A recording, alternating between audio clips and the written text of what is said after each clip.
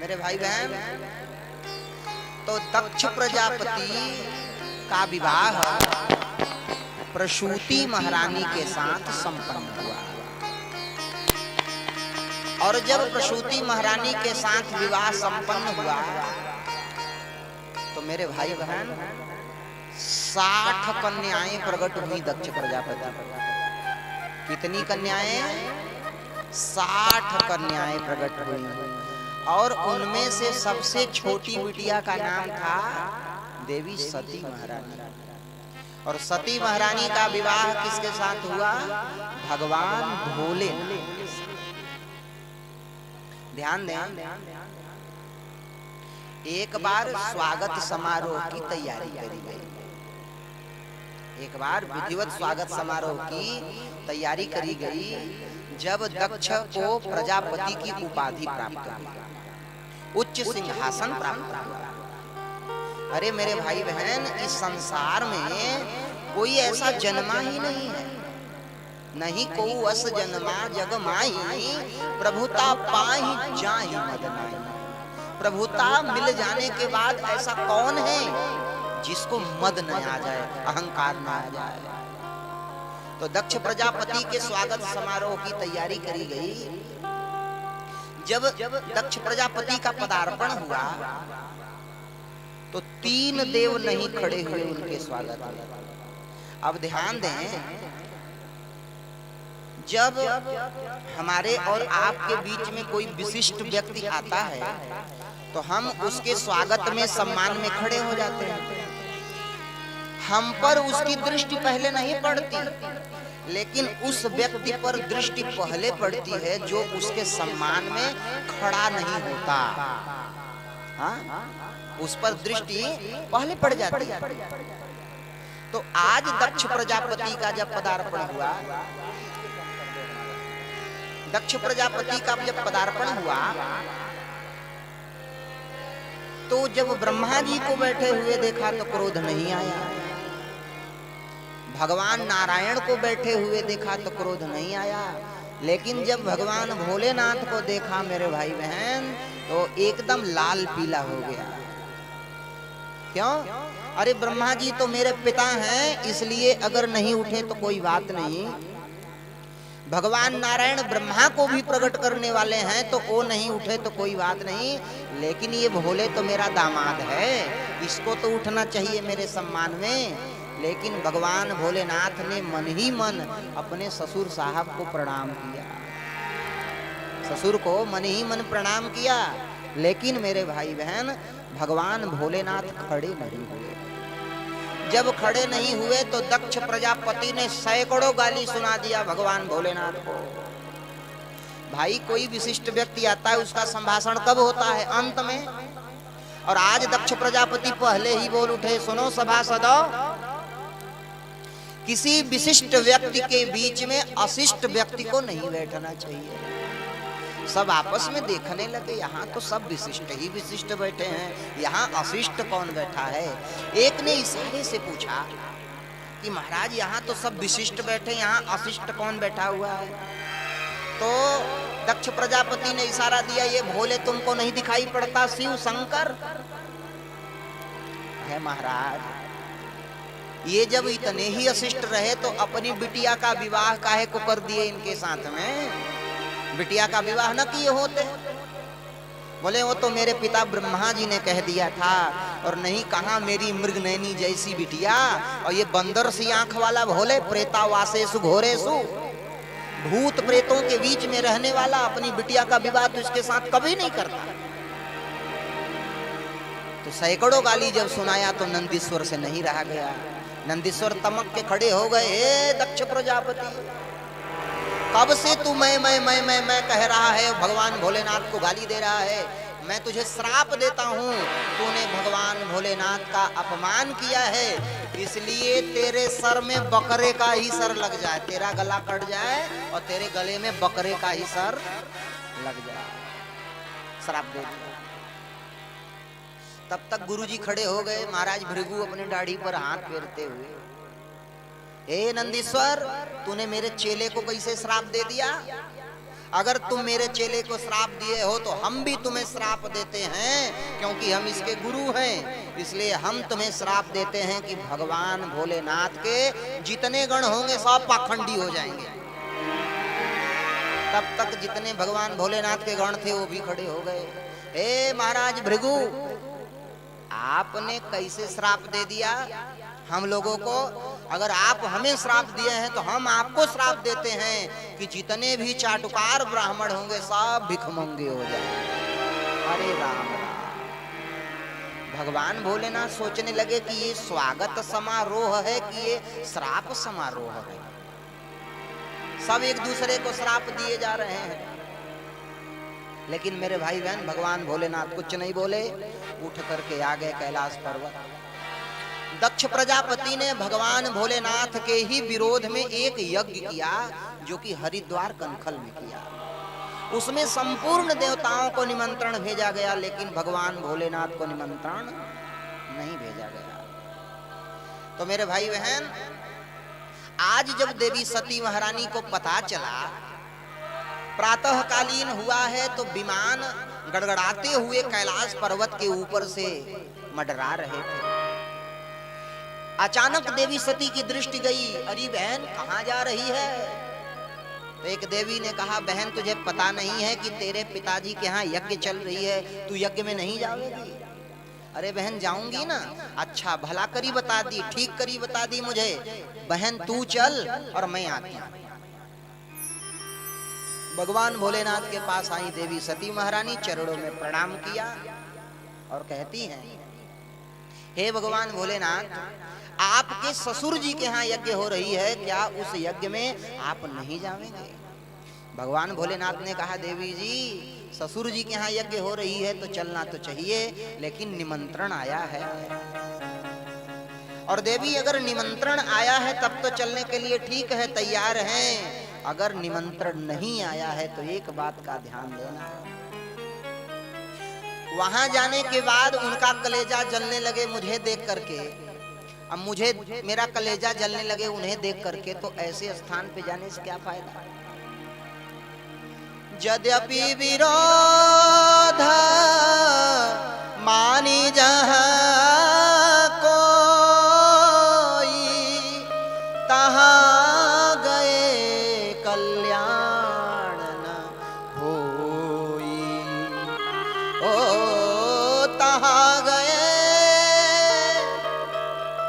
कल्याण न होई।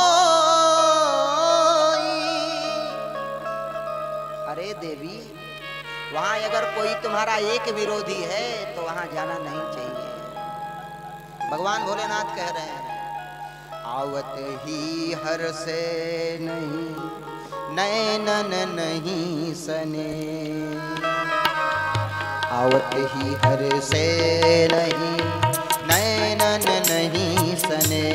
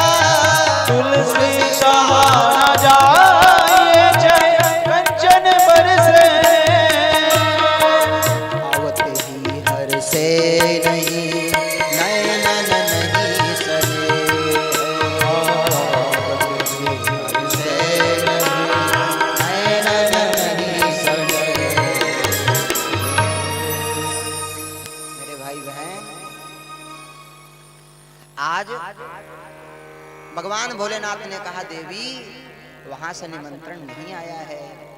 और पूर्व की कथा भगवान भोलेनाथ जो अपने हृदय में इतने दिन से छुपा कर रखे थे, सती महारानी से कभी भी नहीं कहा, आज ससुर और दामाद का झगड़ा प्रकट कर दिया। कि देवी तुम्हारे पिता ने ये मेरे अपमान के हेतु यज्ञ करा रहे हैं, इसलिए देवी आप वहां न जाओ, वहां जाने के बाद कल्याण नहीं होना है, न जाओ देवी, मेरी बात मान लो आप। लेकिन देवी सती महारानी को लगा कि ये ससुर और दामाद का झगड़ा होना तो थोड़ा ठीक नहीं रहता, इसलिए ससुर और दामाद का झगड़ा समाप्त कैसे होगा, उस समाप्ति के लिए मैं अवश्य जाऊंगी वहां।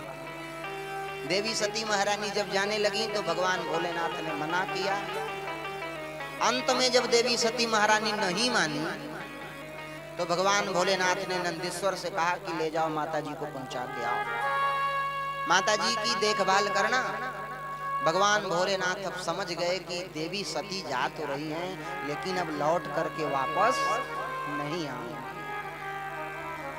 लेकर के गए नंदीश्वर माता जी को।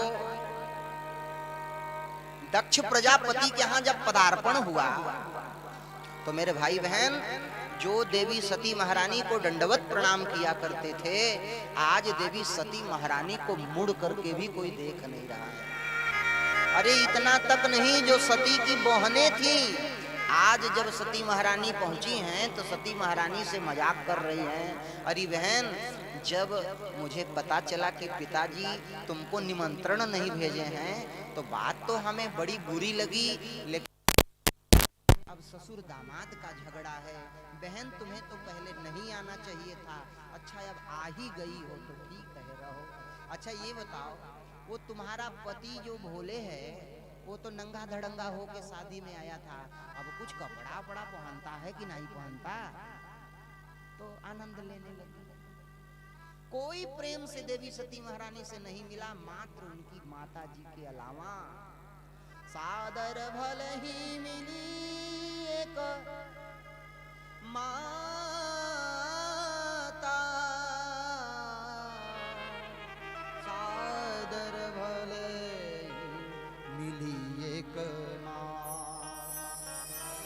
ओ भगिनी मिली बहुत मुस्काता, ओ भगिनी मिली बहुत मुस्काता। मात्र माता जी मिली और कलेजे से जब बिटिया को लगाया अपने, तो देवी सती महारानी के हृदय में जो दुख था निमंत्रण न देने का, सब समाप्त हो गया। माता जी ने कहा, बिटिया एक काम करना कि आप यज्ञशाले में न जाना, इस समय आपके पिता की बुद्धि बिगड़ गई है, इसलिए जाना मत। देवी सती महारानी के मन में आया कि मैं यज्ञशाला की तरफ देख करके आऊं कि यज्ञशाला कैसी बनी है, कितने कितने देवताओं को आवाहित किया गया है, कितने देवता आकर विराजमान हैं। जब देवी सती महारानी गई हैं यज्ञशाला को देखने के लिए, तो देख रही हैं कि समस्त देवताओं का स्थान है, लेकिन भगवान भोलेनाथ का स्थान नहीं दिखाई पड़ा। आंखें लाल हो गई देवी सती महारानी की, भौहें टेढ़ी हो गई। आज देवी सती महारानी कह रही, अरे दक्ष प्रजापति, तुमने भगवान भोलेनाथ का अपमान किया है और तुम्हारे ही ओज से, तुम्हारे ही तेज से मेरी यह पंच भौतिक शरीर प्रकट हुई है। अरे मैं यहाँ से लौट करके जाऊं और कोई कहे कि तुम शिवद्रोही की पुत्री हो और तुम दक्षायणी हो, दक्ष की पुत्री हो, तुम्हारे पिता का विरोध है भगवान भोलेनाथ से, तो मैं यह सहन नहीं कर पाऊंगी। अरे ऋषियों सुनो, सुनहु सभासद सकल मुनिंदा, कहीं सुनी जिन शंकर निंदा, सो फल तुरत लहब सब काहू, और भली भांति पछिताव पिता। जिन जिन लोगों ने भगवान शिव की निंदा करी है या निंदा सुनी है, उनको सब यथोचित फल मिलेगा। तुरंत देवी सती महारानी पद्मासन लगाकर बैठी, बाएं पैर के अंगूठे के तीसरे भाग से योगाग्नि प्रकट हुई, धक धक करके शरीर देवी सती महारानी की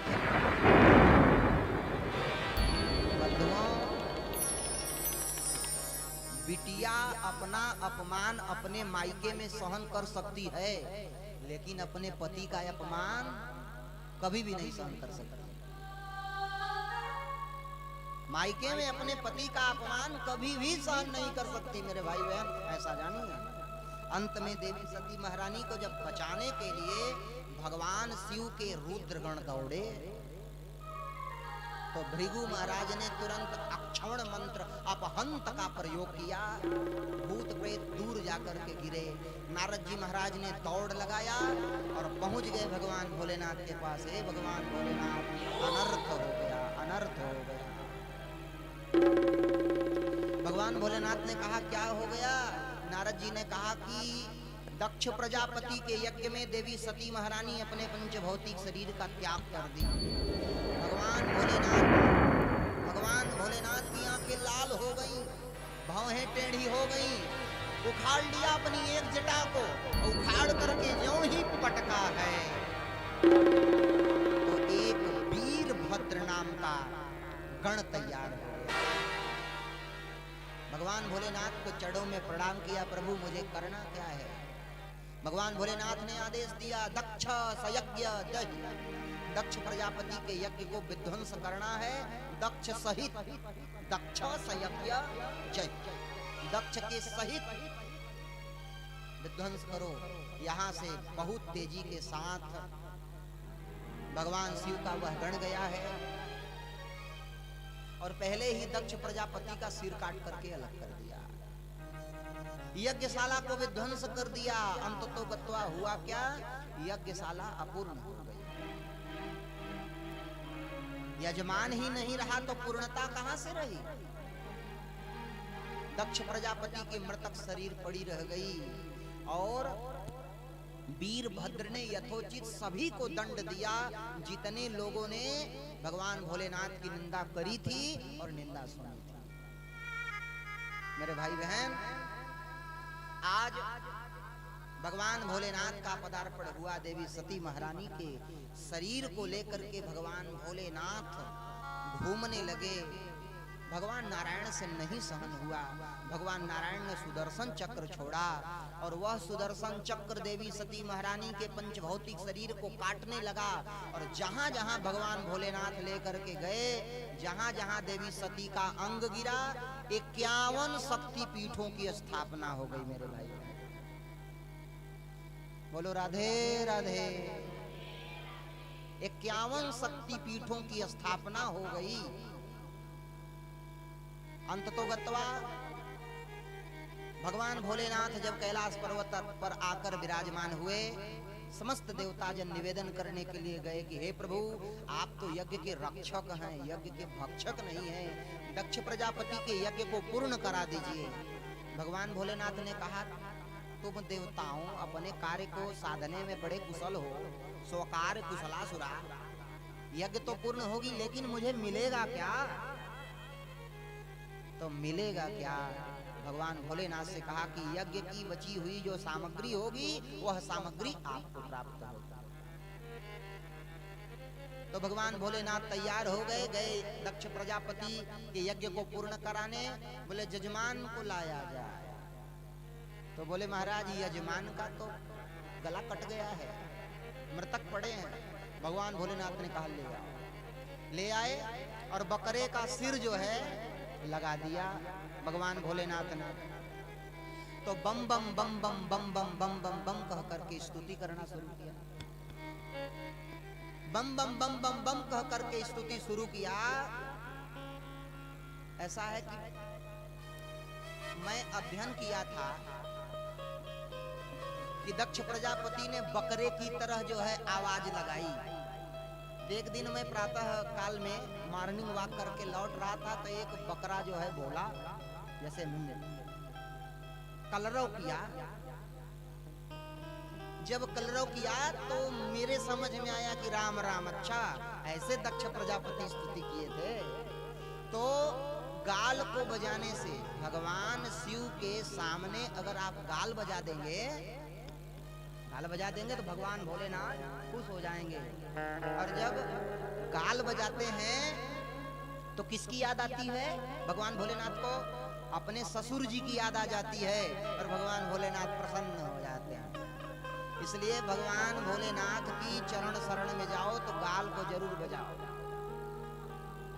और अगर कुछ भी न आए तो बम बम बम बम बम बम बम कह दो, काम हो गया।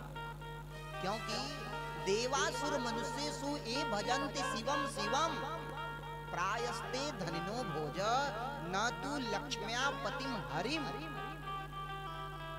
श्री सुखदेव जी महाराज से जब परीक्षित जी महाराज ने पूछा कि हे प्रभु, मैं देखता हूं कि भगवान भोलेनाथ के भक्त सब माला माल होते हैं, लेकिन भगवान नारायण के भक्त तो माला माल नहीं रहते। तो सुखदेव जी ने कहा, सुनो परीक्षित, भगवान भोलेनाथ बिना विचारे ही दे देते हैं, हाँ, विचार नहीं करते।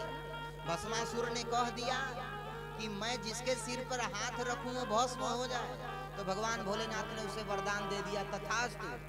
तो उसने कहा कि अब जब वरदान आपका है तो ट्राई भी आपके ही ऊपर करूंगा, प्रयोग तो आपके ही ऊपर करूंगा, हाँ। तो भगवान भोलेनाथ विचार कर नहीं देते, लेकिन नारायण बड़ा विचार कर देते हैं।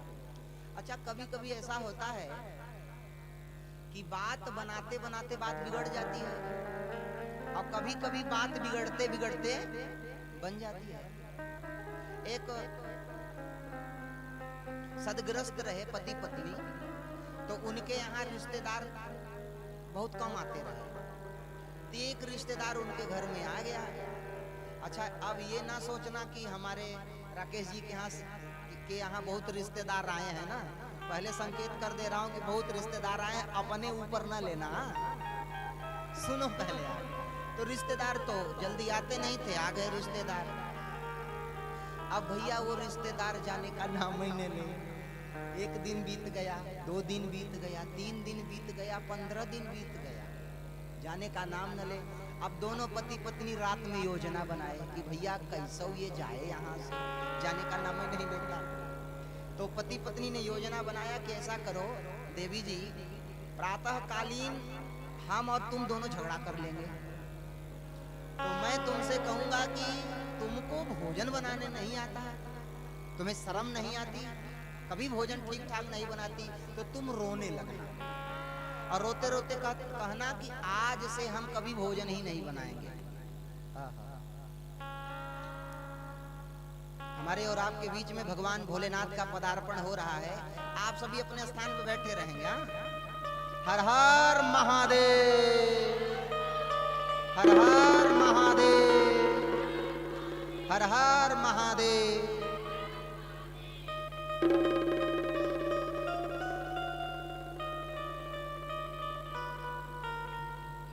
ऐसा है, आप सभी बैठे रहे। एक कुर्सी जो है प्रभु के लिए ला दीजिए, और अभी जो है जय हो प्रभु प्रभु प्रभु प्रभु दंडवत।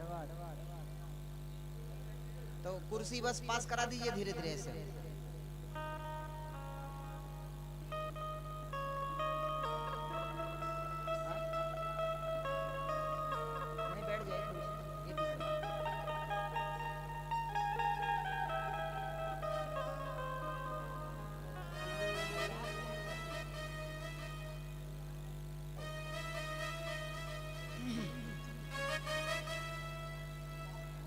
थोड़ी सी जगह बना दी।